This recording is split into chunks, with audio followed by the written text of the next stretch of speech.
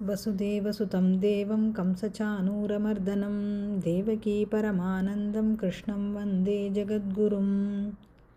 Hare Krishna. Welcome to Atulya's channel. Lakshmi சகஸ்ரநாமத்தில் 81வது ஸ்லோகத்திலிருந்து 86வது ஸ்லோகங்கள் வரைக்கும் பார்க்கலாம். முதல் 3 ஸ்லோகங்கள் 81 to 83.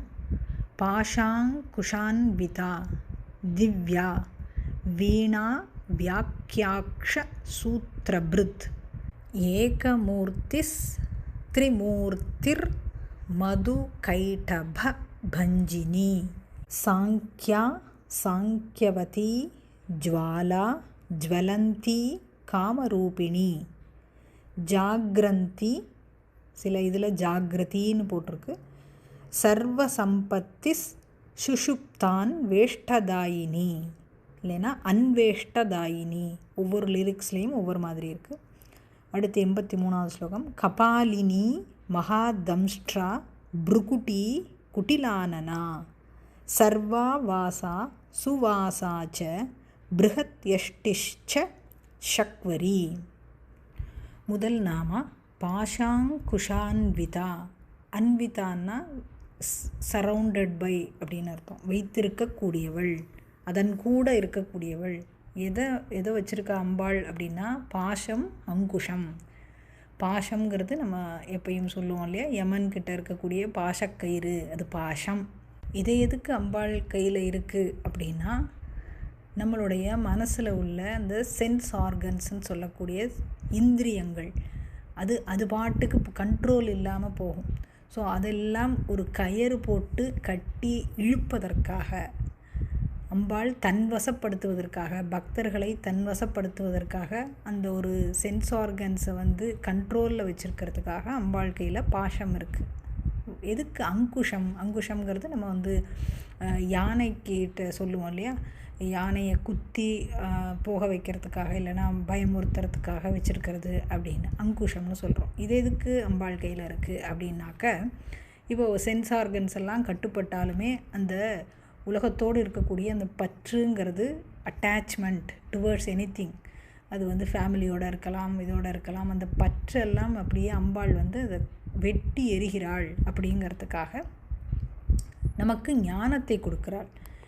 இந்த பாசம்ங்கிறது இச்சாசக்தியை குறிக்கிறது. நம்மளுடைய உலகியல் இது மேலே இருக்கக்கூடிய மாயை மேலே இருக்கக்கூடிய ஆசைகள். ஸோ அதை அம்பாள் இருக்கிறான்னா ஒரு அறத்தோடு அனுபவிக்கலாம். எல்லாத்தையுமே அறம் தாண்டி அனுபவிக்கக்கூடாது, பேராசையாக மாறக்கூடாது, அந்த மாதிரி எல்லாமே ஓவராக போகக்கூடாது, எக்ஸ்ட்ரீம். அப்போது இந்த அங்குஷம் எதுக்கு அப்படின்னா, அது நம்மளுடைய அட்டாச்மெண்ட் எல்லாம் வெட்டுறதுனால நமக்கு ஞானத்தை தருகிறாள் அப்படிங்கிறதுக்காக இந்த நாமா பாஷாங்குஷான்விதா. ஸோ பாஷத்தையும் அங்குஷத்தோடும் இருக்கக்கூடியவள் அம்பாள். திவ்யா, திவ்யான்னா ஒளிமிக்கவள், ரொம்ப ஜுவாலையோடு இருக்கக்கூடியவள், தேஜஸோடு இருக்கக்கூடியவள். வீணா வியாக்கியா அக்ஷசூத்ரபிருத். பிருத்னா ஏந்தி இருக்கக்கூடியவள் அப்படின்னு அர்த்தம். அக்ஷர அப்படின்னா எழுத்துக்கள். வீணா, வீணையை கையில் ஏந்தி இருக்கக்கூடியவள். வியாக்கியான்னா நல்ல வேத நூல்கள் அதெல்லாம் கையில் வைத்திருக்கக்கூடியவள். அக்ஷசூத்ரா அப்படிங்கிறது அக்ஷரமாலை அல்லது ஜபமாலையை கையில் ஏந்தி இருக்கக்கூடியவள். ஏகமூர்த்திகி, ஏகமூர்த்திகினா ஒரே ஏக வடிவானவள். She is a unique form அப்படின்றது அர்த்தம். த்ரிமூர்த்திகி அப்படின்னா 3 கடவுள்கள்னு சொல்கிறோம் இல்லையா, பிரம்மா விஷ்ணு சிவன்னு சொல்லக்கூடிய 3 கடவுள்களுக்கும் ஆத்மாவாக உள்ளே இருக்கக்கூடிய இயங்கு சக்தியாக அம்பாள் இருக்கிறாள். மது கைடப பஞ்சினி. ஸோ இந்த மது கைடபர்கள் அப்படிங்கிறவர்கள் 2 அரக்கர்கள், அவர்களை அழித்தவள் அம்பாள். 82வது ஸ்லோகம். சாங்கியா சாங்கியவதி. சாங்கிய யோகம்னு சொல்லக்கூடியது பகவத்கீதாலையும் சொல்லப்பட்டிருக்கு. ஆத்மாவை குறித்த தியானம், அந்த யோகம், அதை ஃபாலோ பண்ணி பரமாத்மாவை அடைவதுங்கிற அந்த யோகம் இருக்குது. அந்த யோகத்தின் வடிவாக இருக்கக்கூடியவள் சாங்கியா. சாங்கிய சாஸ்திர வடிவானவள். சாங்கியவதி, சாங்கியவதினா சாங்கிய யோகமாகவே இருக்கக்கூடியவள் அம்பாள். ஜுவாலா, ஜுவாலான்னா தீப வடிவானவள், தீபமாக இருக்கக்கூடியவள், ஜொலிக்கக்கூடியவள். ஜுவலந்தி, ஜுவாலாலேந்து வர்றது ஜுவலந்தி. ஜுவாலா, ஜுவாலா நெருப்பாக அந்த ஒரு தீ ரூபமாக இருக்கக்கூடியவள், அதனால் எப்போதுமே பிரகாசித்து கொண்டிருக்கக்கூடியவள், அது ஜுவலந்தி. காமரூபிணி, விரும்பிய உருவத்தை எடுக்கக்கூடியவள், இச்சைகளுக்கு வடிவமாக இருக்கக்கூடியவள், நம்மளுடைய டிசையர்ஸ்னு சொல்லக்கூடியது அதற்கு வடிவமாக இருக்கக்கூடியவள்.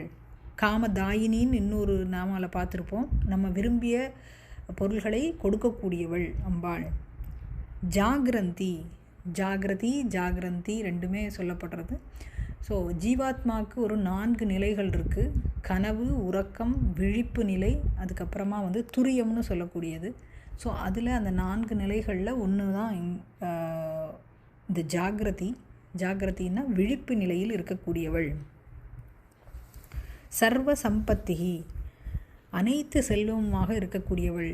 சர்வ சம்பத்திகி, என்னென்ன அனைத்து செல்வங்கள் அப்படின்னா உலகத்தில் உள்ள செல்வங்கள்னு சொல்லக்கூடிய நமக்கு வேண்டிய பொருள்கள், ஐஸ்வர்யங்கள், தனம், தானியம், ஆரோக்கியம் எல்லாத்தையும் கொடுக்கக்கூடியவள்.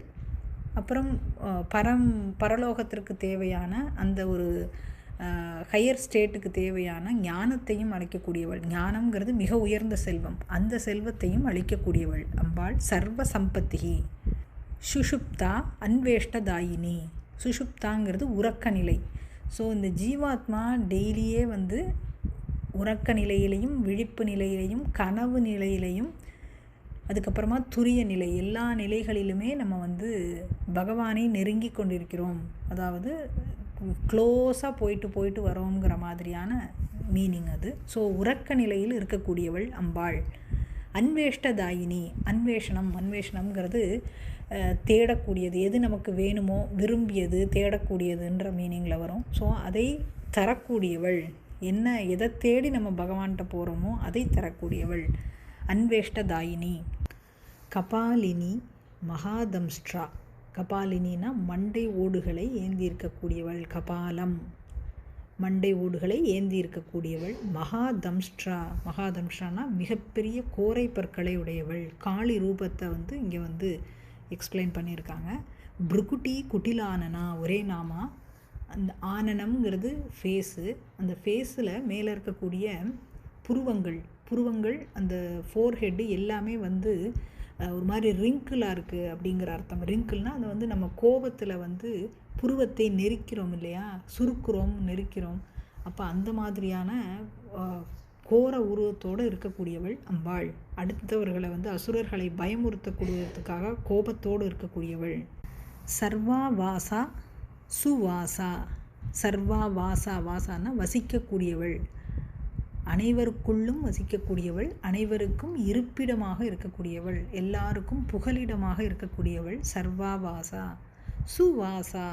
சுவாசாங்கிறது நன்றாக இருக்கக்கூடிய, அழகாக இருக்கக்கூடிய இடத்தில் இருக்கக்கூடியவள், நல்ல வஸ்திரங்களை தரித்திருக்கக்கூடியவள், நல்ல ஆபரணங்களை அணிந்திருக்கக்கூடியவள், நல்ல விதமாக இருக்கக்கூடியவள் அப்படிங்கிற அர்த்தம். ஸோ பார்ப்பதற்கே ஒரு மங்களகரமாக இருக்கக்கூடியவள் அம்பாள். பிருகத் யஷ்டிஷ்ச. பிருகத்னா ரொம்ப ரொம்ப பெருசு அப்படின்னு அர்த்தம்.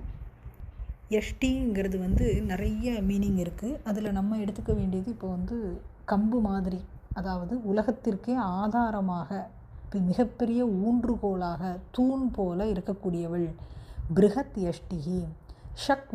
ஷக்வரியும் இதே மாதிரி நிறைய மீனிங் இருக்குது. இந்த இடத்துல நம்ம மீட்டர், சந்தஸ் அப்படின்னு சொல்கிறோம் இல்லையா, அந்த மாதிரி ஒரு மீட்டர். காயத்ரிங்கிறது ஒரு மீட்டர். அனுஷ்டுப் சந்தக அப்படின்னு நம்ம சகஸ்ரநாமத்திலலாம் சொல்கிறோம். இப்போ படித்து கொண்டிருக்கிற லக்ஷ்மி சகஸ்ரநாமமும் அனுஷ்டுப் சந்தஸில் இருக்குது. எப்படி தமிழில் வெண்பா, ஆசிரியப்பான்னு ஒரு சீர், யாப்புன்னெலாம் சொல்கிறோம் இல்லையா, அந்த மாதிரி ஒரு உரை இதில் எழுதப்பட்டது, மீட்டரில் எழுதப்பட்டது. ஸோ அப்போ ஷக்வரிங்கிறது ஒரு மீட்டர், அந்த மீட்டராக இருக்கக்கூடியவள் அம்பாள். பாஷாங்குஷான்விதா திவ்யா வீணா வியாக்கியாக்ஷசூத்ரபிருத் ஏகமூர்த்திஸ்த்ரயீ மூர்த்திர் மதுகைடபபஞ்சினி.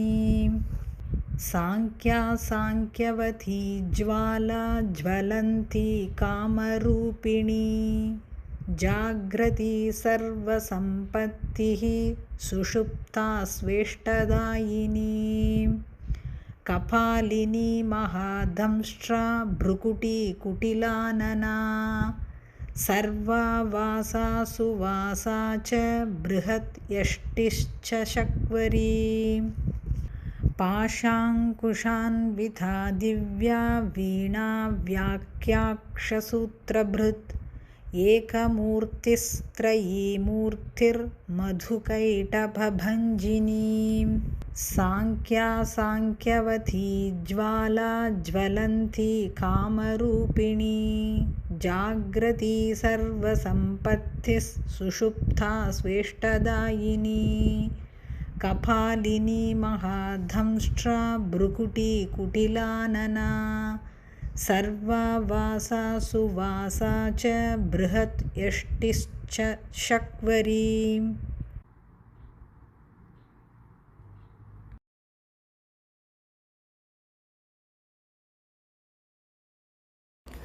அடுத்து 84, 85, 86 ஸ்லோகங்கள் பார்க்கலாம்.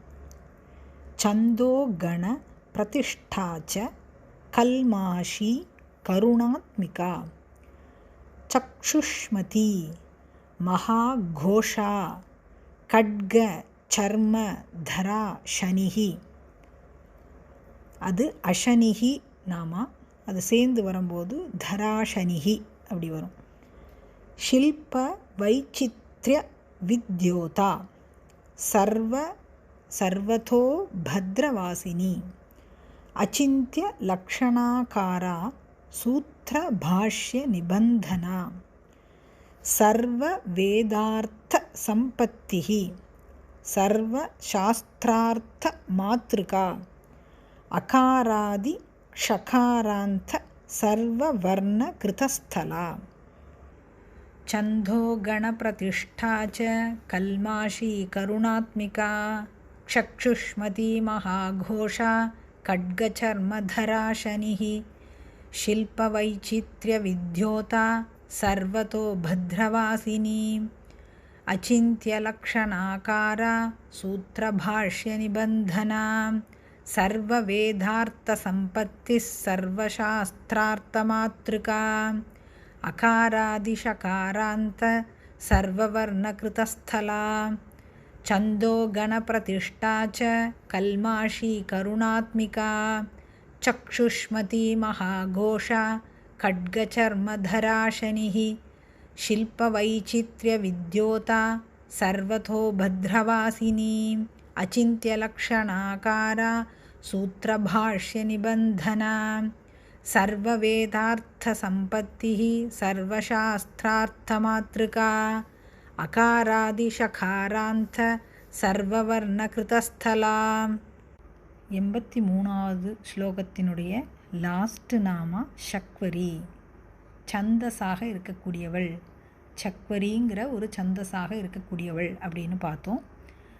84வது ஸ்லோகத்தினுடைய ஃபஸ்ட்டு நாமா சந்தோ கண பிரதிஷ்டாச்ச. சந்தன்னா சந்தங்கள், கணம்னா கூட்டம்.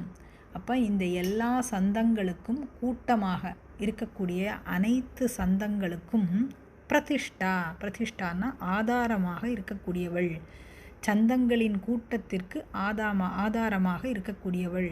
ச அப்படின்னா அண்ட்னு அர்த்தம்.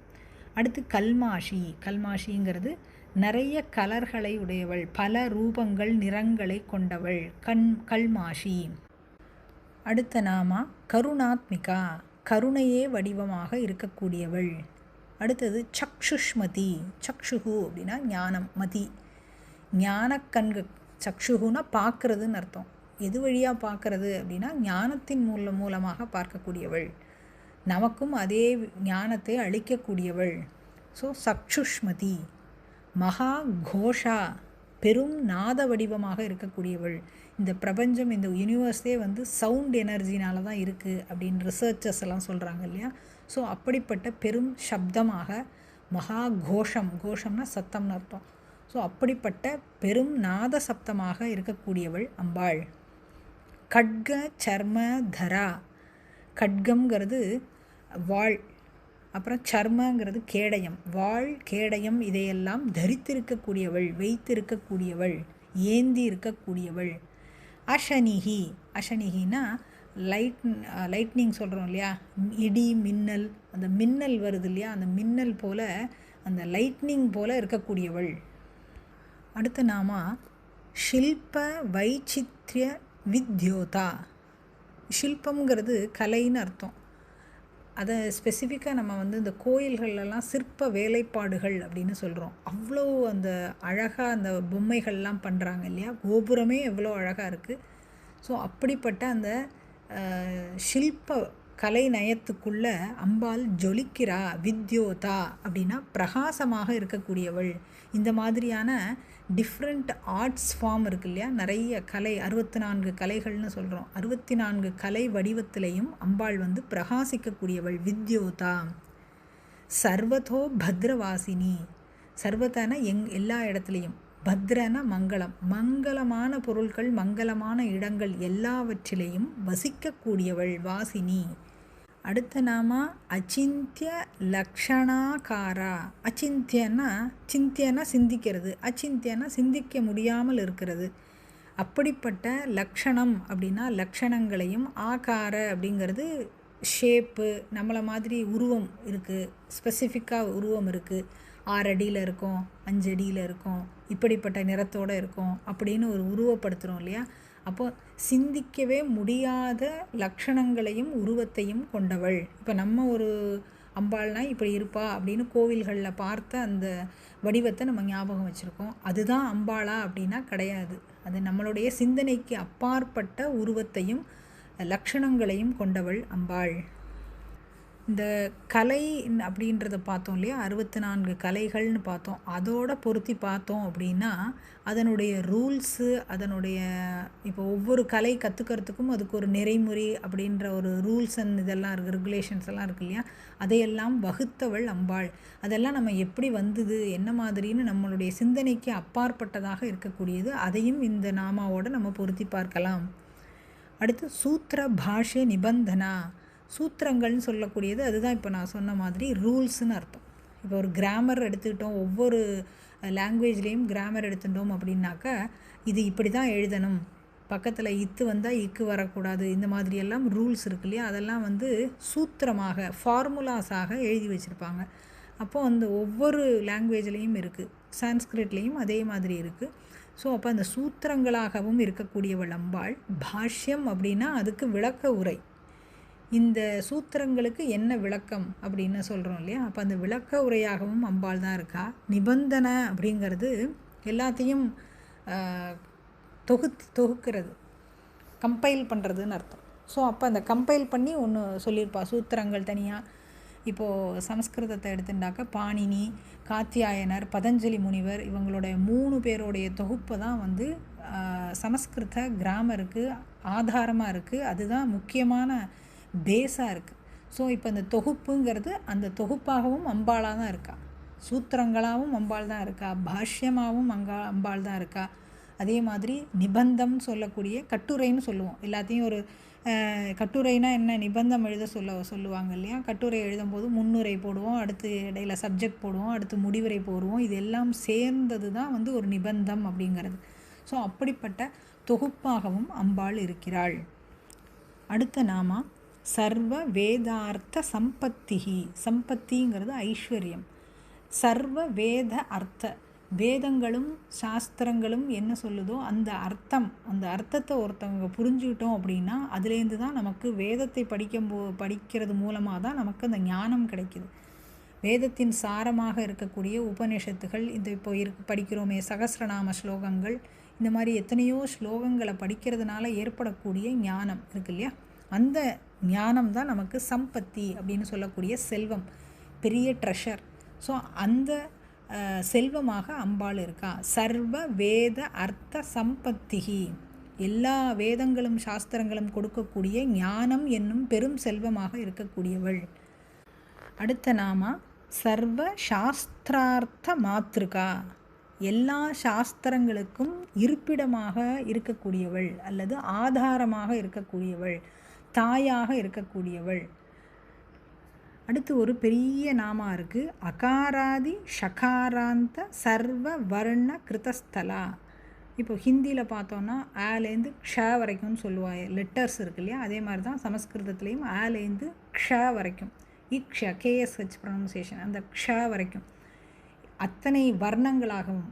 அகார ஆதி அப்படின்னா அகார முதலான, அ முதலான, க்ஷ அந்த, க்ஷங்கிற எழுத்து வரையான, சர்வ வர்ண எல்லா எழுத்துக்களும், கிருதஸ்தலா தோன்றிய இடமாக இருக்கிறாள், இல்லைன்னா உருவாக்கிய இடமாக இருக்கிறாள், இல்லைன்னா அவளே உறைபவளாக இருக்கிறாள், அந்த இடத்திலேயே இருக்கக்கூடியவள், எல்லா அக்ஷரங்களுக்குள்ளும் இருக்கக்கூடியவள். 6 ஸ்லோகங்களுக்கான நாமாவளி. ஓம் பாஷாங்குஷான்விதாயை நமக, ஓம் திவ்யாயை நமக, ஓம் வீணா வியாக்கியாக்ஷ சூத்திரபிருதே நமக, ஓம் ஏகமூர்த்தயே நமக, ஓம் த்ரயீமூர்த்தயே நமக, ஓம் மது கைடப பஞ்சின்யை நமக, ஓம் சாங்கியாயை நமக, ஓம் சாங்கியவத்யை நமக, ஓம் ஜ்வாலாயை நமக, ஓம் ஜ்வலந்த்யை நமக, ஓம் காமரூபிண்யை நமக, ஓம் ஜாக்ரந்த்யை நமக, ஓம் சர்வசம்பத்தயே நமக, ஓம் சுஷுப்தாயை நமக, ஓம் அன்வேஷ்டதாயின்யை நமக, ஓம் கபாலின்யை நமக, ஓம் மகாதம்ஷ்ட்ராயை நமக, ஓம் புருகுட்யை நமக. சில இடங்களில் சேர்த்து சொல்லியிருப்பாங்க, ஓம் புருகுட்டி குட்டிலானனாயை நமக, ஓம் சர்வாவாசாயை நமக, ஓம் சுவாசாயை நமக, ஓம் பிருகத் யஷ்டயே நமக, ஓம் ஷக்வர்யே நமக, ஓம் சந்தோகண பிரதிஷ்டாயை நமக, ஓம் கல்மாஷ்யை நமக, ஓம் கருணாத்மிகாயை நமக, ஓம் சக்ஷுஷ்மத்யை நமக, ஓம் மகாகோஷாயை நமக, ஓம் கட்கச்சர்மதராயை நமக, ஓம் அஷனயே நமக, ஓம் ஷில்ப வைச்சித்ய வித்யோதாயை நமக, ஓம் சர்வதோ பத்ரவாசின்யை நமக, ஓம் அச்சிந்திய லக்ஷணாகாராயை நமக, ஓம் சூத்திர பாஷ்ய நிபந்தனாயை நமக, ஓம் சர்வ வேதார்த்த சம்பத்தயே நமக, ஓம் சர்வ சாஸ்திரார்த்த மாத்ருகாயை நமக, ஓம் அகாராதி ஷகாராந்தாயை நமக, ஓம் சர்வ வர்ண கிருதஸ்தலாயை நமக.